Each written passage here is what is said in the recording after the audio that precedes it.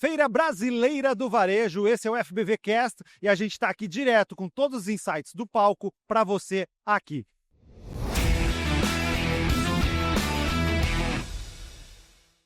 E agora estamos aqui com o Othelme Drebes Júnior para falar sobre o poder das lojas físicas. É isso mesmo? Como é que tu tá, meu querido? Seja bem-vindo. É isso aí, Elifa. Sabe que tu foi um dos únicos que falou meu sobrenome de uma forma correta, né? Drebes, né? Então... É que eu sou do interior do Rio Grande do Sul, então...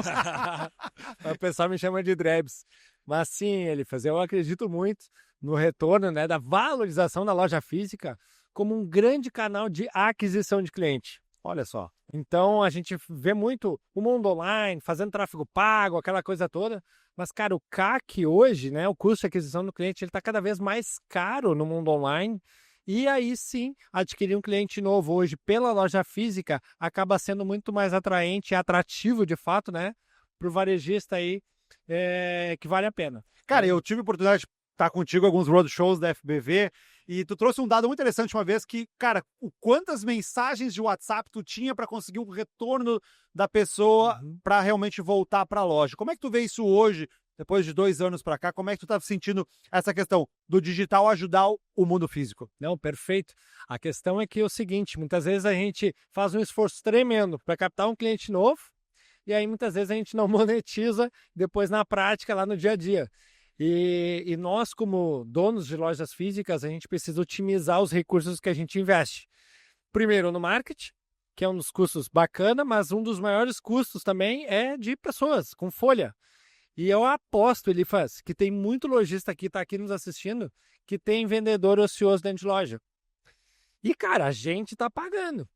Então, essa é a hora da gente otimizar esse nosso recurso, dando serviço, entregando uma ferramenta para os nossos vendedores para também ir lá buscar essa venda e daí sim, fazer os disparos hoje para a gente conseguir abordar o cliente, obviamente de uma forma mais personalizada, né? Não se intrometendo na vida dele, mas sim analisando os dados, mandando mensagens que realmente façam sentido para ele. E eu vou dizer, cara, tem muito dinheiro na mesa aí, tá? Cara, eu vou dizer uma coisa que é muito engraçada. Antigamente, eu sou da época que dizia, tu não vai ser ninguém da vida, vira vendedor. E hoje em dia o vendedor cada vez mais está tendo um papel fundamental e de protagonismo em qualquer negócio. E no mundo físico, acredito que cada vez mais. Como é que tu vê hoje as empresas estando ou não preparadas para fazer esse treinamento, essa lapidação das vendas nos dias atuais? Boa. Hoje eu entendo que a cultura da tua empresa ela pode e deve se tornar um grande diferencial competitivo do teu negócio. Quando tu engaja bem a tua equipe, teus vendedores, teus líderes, cara, a gente precisa utilizar isso como um senso de comunidade, entendendo bem o que teu cliente gosta, o que ele consome. Já pensou, cara? Como é que esses chineses que estão lá do outro lado do mundo vão vender para o nosso cliente que está aqui do lado da nossa loja, cara? Aqui não, né? Aqui a gente precisa entender bem desse comportamento de consumo e é aí que eu acho que entra o grande diferencial que são as pessoas, a equipe que realmente de um bom atendimento, aquela coisa toda que a gente já sabe, né? E é muito engraçado que tu fala porque cada comunidade vai ser diferente. Inclusive o Brasil, que é um país tão grande, tu roda por tudo, sabe que, inclusive no próprio Rio Grande do Sul, em pequenas regiões, tem suas particularidades. E como é que tu vê esse entendimento que as empresas precisam começar a se ligar para começar a construir a relação de comunidade? É justamente analisando esse comportamento de consumo de cada um. Então, não adianta, eu brinco, né? Tu me oferecer uma oferta de calcinha, sendo que eu uso cueca, né? Nada contra os homens que gostam de usar calcinha, não tem problema nenhum. Mas eu não quero receber uma oferta de calcinha. Então a gente precisa ter esse cuidado cada vez mais e entender o comportamento de consumo. Então um exemplo bem prático. De quanto em quanto tempo a gente troca o pneu do carro? Drebs, de 2 em 2 anos. Então, para que tu vai esperar o cliente vir na tua loja depois de 2 anos, sendo que tu já sabe dessa informação e tu pode ir lá abordar ele e lembrar ele, prestar um bom serviço ainda para ele vir trocar os pneus na tua loja. Entendeu? Então, a gente tem que entender esse comportamento e fazer esse trabalho ativo. E aí, é o momento que a IA entra para ajudar?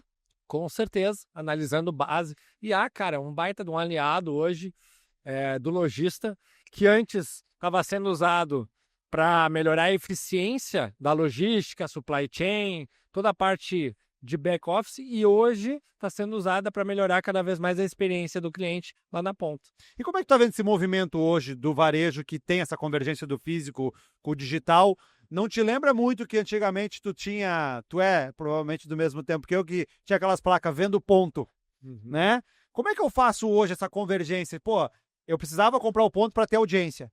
Hoje, o digital ele me ajuda a ter essa audiência? Sim, sabe que a gente tem alguns exemplos, eu vou contar só um caso bem bacana, que a gente tem algumas lojas em grandes centros de alto volume de pessoas. Ele faz, eu já entrei na loja, nossa, não tinha ninguém dentro. Um monte de gente passando na frente da loja. E aí eu perguntei, a gente olha os dados antes, mas eu perguntei pro gerente, ei, como é que tá na meta? Eu já sabia. Ele, tô quase. E nós estava ali 2, 3% abaixo da meta. Ou seja, estava bem adequado. E eu assim, cara, mas não tá fechando, porque eu olhava para um lado, olhava para o outro, meu, cadê as pessoas? Os clientes não estavam dentro da loja. E deu assim, fulano, me explica melhor isso aí, porque, cara, eu não tô vendo movimento dentro da loja e tu tá quase dentro da meta. Por que isso?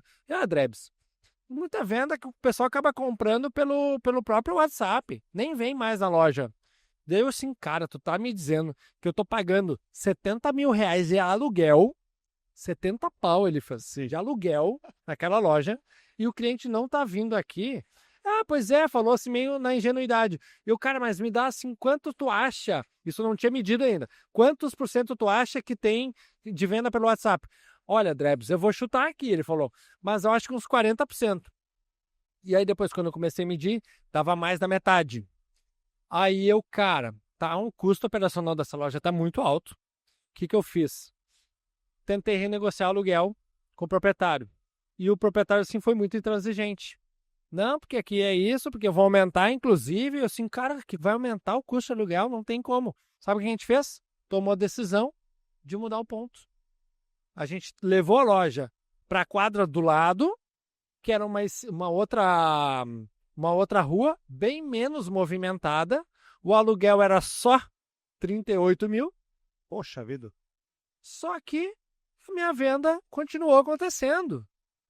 Então eu continuei usando a minha loja como um grande apoio, sim, para o cliente, dando agilidade. E o cliente, se entrar em contato comigo pelo WhatsApp, eu entrego para ele em menos de 2 horas, se for o caso. Legal. Né? Usando a loja, os vendedores, o estoque, a experiência toda, dando crédito, de uma forma muito mais barata. Então, é o digital potencializando a venda da loja física. Isso é porque vocês já construíram uma audiência dentro da comunidade. Exato. Tanto no físico quanto também no digital. Então eu acredito muito nesse hiperlocalismo onde tu tem que ser bom aonde tu atua. Legal. E aí tu protege dos chineses lá que a gente estava brincando antes. Mas sim, cara, eu vou ser bom aqui. Ao invés de eu tentar vender para o Brasil inteiro e competir com o Brasil inteiro, eu vou ser bom aqui, entendeu? Legal. Por que o cara lá de São Paulo vai comprar de mim, Cara, tinha um case muito legal de um amigo meu que ele comprava em São Paulo bijuteria. Ele vendia aqui no interior do Rio Grande do Sul e o maior comprador de bijuteria era de São Paulo. Né? Que é aquela questão que as pessoas muitas vezes não compram só por preço, elas compram também pelo atendimento, pela assistência que tu faz. E como é que, aproveitando isso, como é que tu vê agora o futuro, até 2030, do varejo como um todo? Boa pergunta. Falei, inclusive, isso na palestra agora. Eu entendo que, assim, nós, como varejistas, a gente é um intermediário entre a indústria e o cliente final. Cara, a gente já vê a indústria hoje indo direto no cliente final. E ao contrário, né? Cliente final indo direto na indústria. Ou seja, nós estamos ficando espremidos ou ficando fora da cadeia. Drebs, como assim, né? Estão esquecendo dos varejos aqui? Não, cara. Está acontecendo isso porque tem muito varejo que não está fazendo o papel que deveria. Então, o que eu acredito e qual que é, para mim, o futuro do varejo? A gente tem que ir 2 caminhos. Um é o varejo que se encaminha para também oferecer serviços dentro do teu leque de produtos. Então, tu acaba virando um hub de soluções para o varejo, para o cliente, oferecendo outros serviços além do produto que tu vende. E outra, serviço tem uma margem muito maior do que venda de produto. Então, é uma forma, inclusive, de escapar de se espremer das margens, né? E o outro caminho é justamente o varejo que vai começar a desenvolver uma marca própria. um produto próprio e fazer o papel da indústria. Legal. E aí sim, direto no cliente final. Então, marcas próprias, tu desenvolveu o teu produto e, claro, né, que possa agregar valor, tu vai vender isso direto para o teu cliente e aí tu foge da concorrência, inclusive. Perfeito. Querido, muito obrigado pela tua participação aqui no FBVcast e tá junto com a gente dividindo tanto conteúdo bacana aqui na Feira Brasileira do Varejo. É isso aí, a gente tem que se ajudar, cara. O varejo hoje não tá fácil, a gente sabe disso. Mas, cara, com conhecimento, com uma boa disposição e mão na massa, né? Cara, a gente tem como sair dessa. Valeu, obrigado mais uma vez por estar aqui com a gente. Tamo junto, bora prosperar. Valeu, obrigado. Esse é o FBVcast.